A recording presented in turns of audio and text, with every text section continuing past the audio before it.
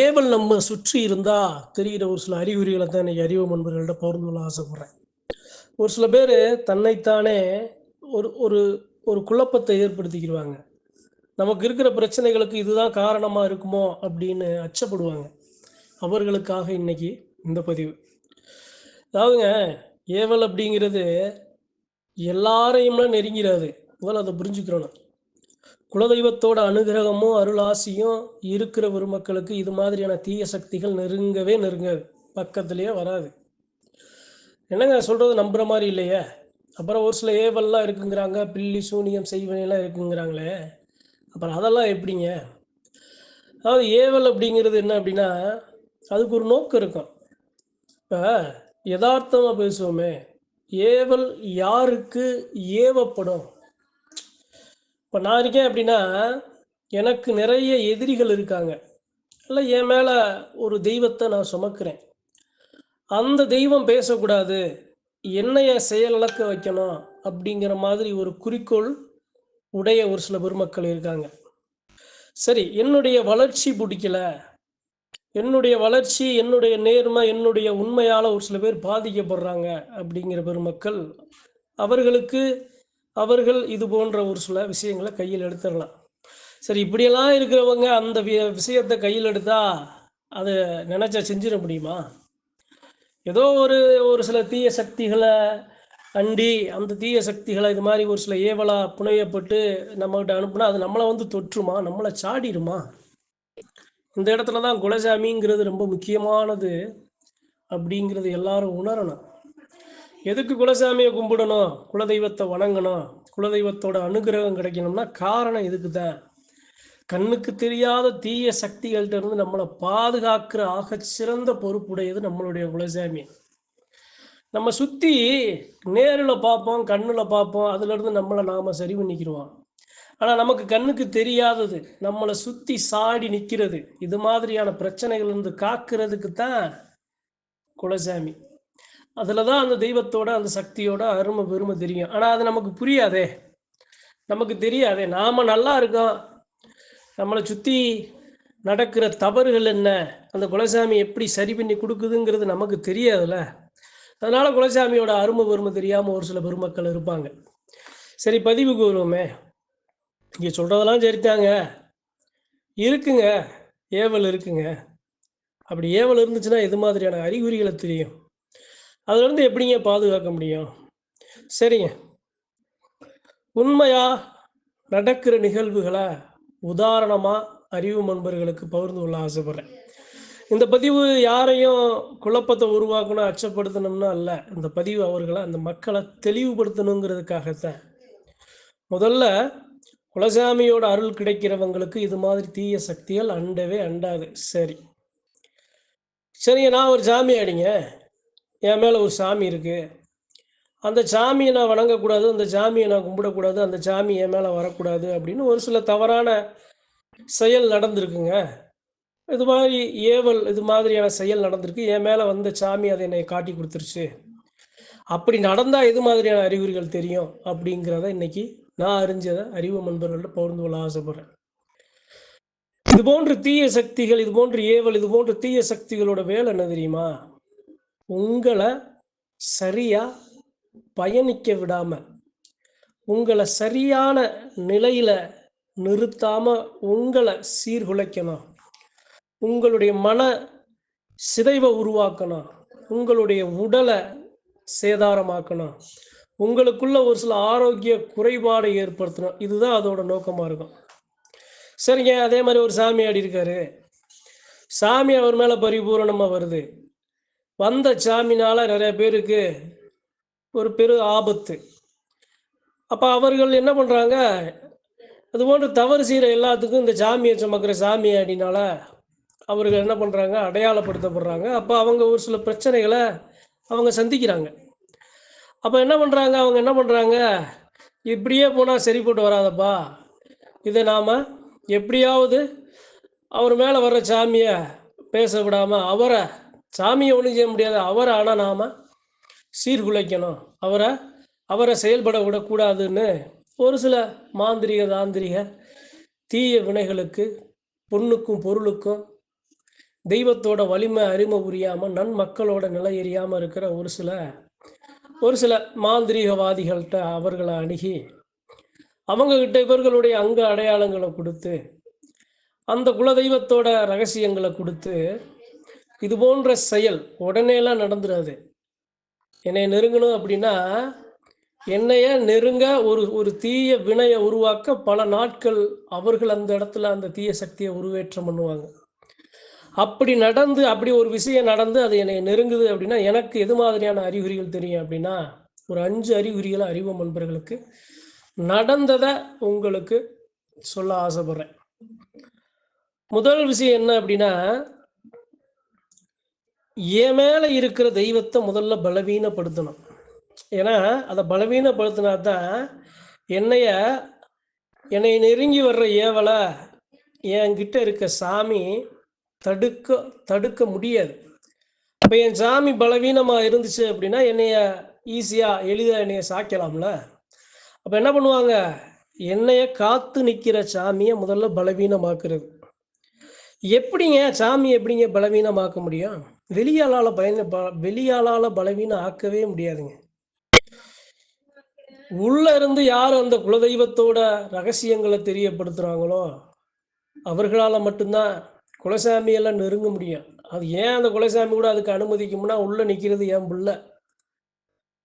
அந்த தெய்வத்தோட கோபக்குரிய காட்டுச்சுன்னா அப்படின்னா என் பிள்ளை அந்த இடத்துல பாதிக்கப்படுமேங்கிறதுனால அந்த வழியை அந்த சாமி வாங்கிக்கிறேன். அதுதான் யதார்த்தமான உண்மை. சரிங்க, என் மேலே எனக்கு இது மாதிரி ஒரு சில தீய வினைகளை என்னைய முடக்கணும் அப்படிங்கிற பட்சத்தில் என்னுடைய தெய்வம் அந்த இடத்துல பலவீனமாக்கப்படுது. அந்த ஏவல் என்னை நெருங்கிருச்சு அப்படின்னா எனக்கு எது மாதிரியான 5 அறிகுறிகள் தெரியும். முதல் அறிகுறி என்ன தெரியுமா? தெய்வத்தை என்னால் நெருங்க முடியாது, சாமியை போய் வணங்க முடியாது.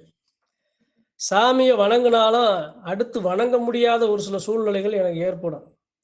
கோவிலுக்கே நான் எப்படியாவது போகணும்னு தட்டு கட்டி 1000 தடைகள் வந்தாலும் நான் மீறி போனாலும் அடுத்து போகக்கூடாத ஒரு சூழ்நிலை எனக்கு அது உருவாக்கிடும். ஒன்று. இன்னொன்று, என்னுடைய உடலையும் என்னுடைய மனசையும் அசுத்தப்படுத்திக்கிட்டே இருக்கும் இந்த ஏவலானது. அப்போ தான் என்னைய நிலகுலைய வைக்க முடியும். மனம் இல்லாட்டினா உடல் இல்லாட்டினா மனம், ரெண்டையும் ஒரு மாதிரி அசுத்தப்படுத்திக்கிட்டே இருக்கும். இது 2வது. 3வது என்ன அப்படின்னா, எனக்கு சரியான உறக்கம் இல்லாமல் உறங்குற நேரத்தில் எனக்கு ஒரு சில மன அழுத்தங்களை கொடுத்து நானே சமாளிக்க முடியாமல் ஓங்கி கத்தி என்னுடைய சுயநிலையிலிருந்து வேற நிலையாக மாறுறது. நான் சரியாக இருக்கேன் அப்படின்னா இதெல்லாம் செய்யக்கூடாது, இப்படியெல்லாம் கத்தக்கூடாது, இதெல்லாம் நம்ம செய்யக்கூடாதுன்னு எனக்குள்ள ஒரு கட்டுப்பாடு இருக்கும்னா அந்த கட்டுப்பாடு எதுவுமே இல்லாமல் அந்த ஒரு தீய வினை என்னை சுற்றி சாடி அப்படி நின்றுக்கிட்டே இருக்கிறதுனால அதை சமாளிக்க முடியாமல் அப்படியே ஓங்கி கத்துற மாதிரி அந்த மன விரக்தி, அந்த வெறுப்பு எனக்குள்ளே வரும். இதுதான் 3வது அறிகுறி. 4வது அறிகுறி என்ன அப்படின்னா, எல்லாத்துலேயும் எளிதாக மயங்கிடுவேன். அது போதையாக இருக்கலாம், குடியாக இருக்கலாம், அல்லது ஒரு சில காமம் சார்ந்த விஷயங்களாக இருக்கலாம். என்ன பண்ணுவேன், எளிதாக அதில் நான் மயங்கி விழுந்துடுவேன், எளிதாக போதையில் சிக்கிடுவேன், எளிதாக காமங்கிற சூழ்ச்சி அந்த போதையில் விழுந்துடுவேன். அப்போ எனக்குள்ளே இருக்க கட்டுப்பாடு, இது தவறு, இதுக்கு நாம் போகக்கூடாது, இதுக்கு நம்ம இதை செய்யக்கூடாதுங்கிற அந்த கட்டுப்பாடு எனக்கு இல்லாமல் அதை எளிதாக நானே அதை விரும்பி அதை எடுத்து அதை தேடி தேடி போகிற மாதிரி ஒரு நிலை எனக்குள்ளே உருவாகும். இது 4.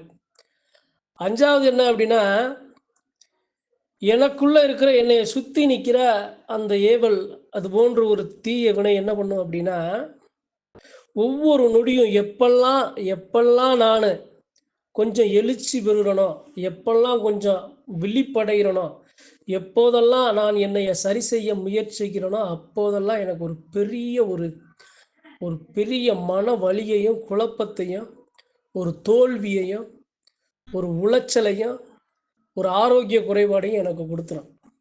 அப்போ அதனுடைய நோக்கம் என்ன அப்படின்னா, என்னைய சரியாக செயல்பட விடாமல் உடலால், உள்ளத்தால், தெய்வ வழிபாட்டால், சொந்த குடும்ப உறவுகளோட பாசத்தை வெளிப்படுத்த முடியாமல் எனக்கு நானே என்னை வெறுக்கிற ஒரு நிலையை உருவாக்கி என்னைய முடக்கி ஒன்றுமே இல்லாதவனா நிராகதியாக நிற்க வைக்கணுங்கிறது அதோடைய குறிக்கோளாக இருக்கும். சரிங்க, அதெல்லாம் இருக்குன்னா இதை எப்படி சரி பண்ண முடியும்? சரி பண்ணுங்க, இது இதெல்லாம் சரித்தேன், இதை எப்படி சரி பண்ணணும்? இதே நல்லா எனக்கு இருக்குங்க, நான் எப்படிங்க இதை சரி பண்ணுறது?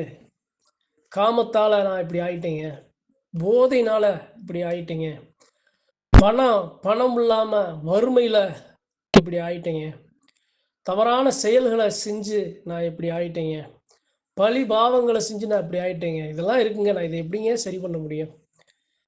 என்னை சுற்றி இருக்கிற இந்த தீய வினைகளை நான் எப்படி அடித்து உடைக்க முடியும்? எப்படி இதை என்னை விட்டு விரட்ட முடியும்? அப்படின்னா முடியும். அதாவது அது போன்ற பெருமக்கள் நீங்கள் என்ன பண்ணணும் அப்படின்னா, இதை உடைக்கிற வல்லமை யாருக்கு இருக்கு? நான் ஏற்கனவே சொன்ன மாதிரி இதிலிருந்து நம்மளை காக்கிற வல்லமை யாருக்கு இருக்கு? நம்ம குலசாமி தான். அவங்க செஞ்ச செயலை நாமளும் செய்யணும், நம்மளும் போய் 4 பேர்கிட்ட போவோம் அப்படின்னு போகிறது அந்த இடத்துல மிகப்பெரிய தப்பு. அதை செய்யாதீங்க. போய் இது மாதிரி இருக்குன்னு நான் போய் அவர்கிட்ட போய் அவர் என்னை அதை சரி பண்ணட்டும்னு அவர் ஒன்று சொல்கிறத நான் செஞ்சேன் அப்படின்னா அது சரியான தீர்வாக அமையாது. அப்போ நான் என்ன பண்ணணும்? இத்தனை வழிகளையும் நான் தாங்கி என்னுடைய மனோபலம்னு சொல்லுவாங்கள்ல, அந்த மனோபலம், என்னுடைய தெய்வம் என்னதான் நடந்தாலும், என்னதான் என்னைய முடக்குனாலும், என்னதான் எனக்கு உடல்நல குறைபாட்டு இருந்தாலும், எனக்குள்ள 100%த்தில் 1% என் உடம்புல ஒட்டிக்கிட்டே இருக்கும்ல தெய்வ நம்பிக்கை, தெய்வ வழிபாடு. அந்த 1% தான் உங்களை காப்பாற்றும். சரி, அப்போ நான் என்ன பண்ணணும் அப்படின்னா, இது மாதிரியான ஒரு சில நாட்களில் இன்னைக்கு நல்லா இல்லை, நாளைக்கு நல்லா இல்லை, ஆனால் நாளை கழிச்சு நான் நல்லா இருப்பேன்ல, அந்த நாளை கழிச்சு நல்லா இருக்கும்போது நான் என் சாமியை ஓங்கி நினைக்கணும், வழிபடணும். என் சாமிகிட்ட நான் தீர்வை கேட்கணும். ஐயா, இது மாதிரி சிக்கி தவிக்கிறேன், மீள முடியல, என்னதாயா உன்னுடைய விளையாட்டு, எப்போதாயா எனக்கு தீர்வு, இதுலேருந்து நான் எப்படி என்னை நான் சரி பண்ணுறது, என் குடும்பத்தை சரி பண்ணுறது அப்படின்னு நம்ம சாமிகிட்ட நீங்கள் கோரிக்கை வச்சுக்கிட்டே இருக்கணும். கோரிக்கை வச்சுன்னு அந்த சாமி கேட்டுருமா? தெய்வமே பலவீனமாக இருக்கு. அப்போ என்ன பண்ணணும்? அந்த தெய்வம் நாம் கோரிக்கை வைக்க வைக்க வைக்க பலவீனமாக இருக்கிற தெய்வம் பலமாக நம்மக்கிட்ட மறுபடியும் நம்மளை சுற்றி வரும். கண்டிப்பாக வரும், சத்தியமாக வரும். ஆனால் நீங்கள் நினைக்காம வராது, ஓங்கி நினைக்கணும். எப்போதெல்லாம் உங்கள் மனசு அசுத்தம் இல்லாமல் சுத்தமாக உங்கள் உடலும் மனதும் இருக்கோ அப்போ உங்கள் தெய்வத்தை நீங்கள் ஓங்கின ஒரு சொட்டு கண்ணீரை கூட விடலாம், தப்பு இல்லைங்க. ஐயா, இதுலேருந்து ஒரு விமோச்சனத்தை கொடு, இதுலேருந்து ஒரு விடியலை கொடு, இதுலேருந்து எனக்கு ஒரு மாற்றத்தை கொடு, என்னைய நானே இழந்துருவேன் போல, என் பிள்ளை குட்டியெல்லாம் கஷ்டப்படும் போல, எப்படியாவது இதை சரி பண்ணுறதுக்கு எனக்கு ஒரு வழியை காட்டையா அப்படின்னு நீங்கள் உங்கள் குலசாமிகிட்ட நீங்கள் குறிக்கோளை நீங்கள் வைக்க வைக்க வைக்க வைக்க அந்த சாமியை உங்களுக்கு அதற்குரிய சாங்கியத்தை உங்களுக்கு சொல்லிக் கொடுக்கும். உன்னை சுற்றி இது இருக்குடா, இதுக்கு நீ இதை சரி பண்ணுறா, அந்த சாமி சொல்லும். நீங்கள் போய் 4 பேரை தேடி போய் சொல்லி கேட்டு அதை செய்ய வேண்டிய அவசியம் இல்லை. அந்த சாமி சொல்லும். எது மாதிரி சொல்லும்?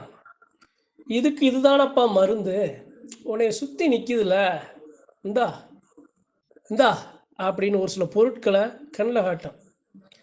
அது ஊமத்தங்காயாக இருக்கலாம், அல்லது ஒரு எலுமிச்சங்கனியாக இருக்கலாம், அல்லது ஒரு பூசணிக்காயாக இருக்கலாம், அல்லது மிளகாவத்தல், உப்பு, இது போன்ற ஒரு சில பொருட்களாக இருக்கலாம், அல்லது ஒரு முட்டையாக இருக்கலாம். இதை கண்ணில் காட்டி இதை இப்படி சரி பண்ணு அப்படின்னு அந்த சாமியை உங்களுக்கு அதனுடைய இதை இப்படித்தான் பண்ணணும்னு அந்த சாமியை உங்களுக்கு சொல்லி கொடுக்கும். ஒரு விஷயத்தை புரிஞ்சுக்கிறேன்னா, என்னைய சுற்றி தவறான விஷயங்கள் நடக்குது, என்னைய நானே இழந்துக்கிட்டு இருக்கேன் அப்படிங்கிற பட்சத்தில் என்னைய மீட்டெடுக்கிற ஆக சிறந்த சக்தி என்னைய காக்கிற குலசாமி தான். அதை விட்ட வர வழியே கிடையாது. என் குலசாமி தான் எனக்கு வந்தாகணும். நான் எங்கே போனாலும், கோடி கோடியாக கொட்டுனாலும், யாரை போய் தேடினாலும் கடைசியாக என் குலசாமிகிட்ட தான் நான் வந்தாகணும். அப்போ என்னுடைய குலதெய்வத்தை நான் எந்த அளவு மனசில் நினைக்கிறேனோ, எந்த அளவு என் தெய்வத்துக்கு நான் வீழ்ந்தாலும், நான் கண்ணீரில் கரைந்தாலும், அதிலே இருந்து மீண்டு எப்படி என் குலசாமியை நான் தேடி நினைக்கிறேனோ அப்போ தான் அந்த சாமி மண்ணில் புதஞ்சிருந்தாலும் முட்டி வெளியே வரும். எப்படி ஒரு சில கட்டுகளாக இருந்தாலும் அந்த கட்டை உடைக்க முடிச்சுகளை அவிழ்த்து அந்த சாமி வந்து உங்க கணத்துல நின்ன கணம் அந்த ஏவல் இந்த மண்ணில் புதைக்கப்படும் அல்லது தீயிட்டு எரிக்கப்படும். அப்ப இதுக்கு தீர்வு என்ன? சுத்தி முத்தி பார்த்தா நீங்க வணங்குற உங்களை காத்து நிக்கிற குலசாமி தான் இதுக்கு தீர்வு. குலதெய்வத்தோட அதுக்கு தாங்க குலசாமியை வணங்கணும்னு சொல்றதுக்கு காரணம் இதுக்கு தான். ஏங்க நான் உழைக்கிறேன், சம்பளம் வருது, ரைட்டு. நான் உழைக்கிற உடலை, நான் வாங்குற பணத்தை, நான் என்னை அழகா அந்த வாழ்க்கையை நடைமுறைப்படுத்தி பாதுகாப்பா வச்சுக்கிற பாதுகாப்பு கவசம் தான் என்னுடைய குலசாமி, நான் வணங்குற குலசாமி. அப்ப இது மாதிரியான சூழ்நிலையில இருக்கிற எவ்வளவு கஷ்டத்திலாக இருந்தாலும் ரத்த கண்ணீர் வடிச்சாலும் அந்த ரத்த கண்ணீர் ஒரு கண்ணீர் உங்க குலசாமியை நினைச்சு வடிங்க. உங்க தெய்வம் கண்டிப்பா உங்ககிட்ட ஓடோடி வந்து உங்களை காத்தே தீருங்கிறது சத்தியமான உண்மைன்னு சொல்லி தேவையில்லாத மனக்குழப்பங்களை நாமளே உருவாக்கக்கூடாது. குலசாமியோட அருளாசி பெற்றவங்க யாரா இருந்தாலும் இது போன்ற தீய சக்தியில் நெருங்காது. எனக்குள்ள சில மாற்றங்கள் இருக்குன்னா எனக்குள்ள அது பிரமிப்பா இருக்கலாம், நான் அனுமானிக்கலாம். தேவையற்ற கருத்துக்களை கேட்டு நான் என்னைய நானே நான் அதை அனுமானிச்சுக்கலாம். அது தவறு, அப்படி கிடையாது. குலசாமியோட அருள் இருக்கும் யாருக்கு அவ்வளவு சீக்கிரம்லாம் அது நடந்துடாதுங்க. 1000த்துல ஒரு ஆளுக்கு, 10,000த்துல ஒரு 10 பேருக்கு தான் அப்படி நடக்குமே தவிர எல்லாத்துக்கும் நடக்கும். லட்சத்துல ஒரு 10 பேர், 20 பேர், 30 பேர், 100 பேருக்கு தான் அப்படி நடக்குமே தவிர வேற யாருக்கும் நடக்காது. அது கூட காரண காரியங்கள் இருந்தாதான் அது கூட நடக்கும். அதனால அறிவோம் நண்பர்கள், இது மாதிரி ஒரு சில குழப்பத்தில் இருக்க ஒரு மக்கள் அப்படிலாம் நினைக்காத. இது ஒரு பிரம்மையா கூட இருக்கலாம். உங்க குலசாமி மலை போல இருக்கும்போது உங்களையாங்க இது மாதிரியான தீய சக்திகள் அண்ட போகுது. கவலையை விட்டுட்டு நல்லா சந்தோஷமா உங்க தெய்வத்தை உங்களால முடிஞ்ச அளவு வணங்கி வாங்கன்னு சொல்லி இந்த பதிவு அறிவோம் நண்பர்களுக்கு பகிர்ந்து கொள்ள ஆசைப்படுறேன். நன்றி, வணக்கம். மற்றும் ஒரு பதிவில் சந்திப்போம்.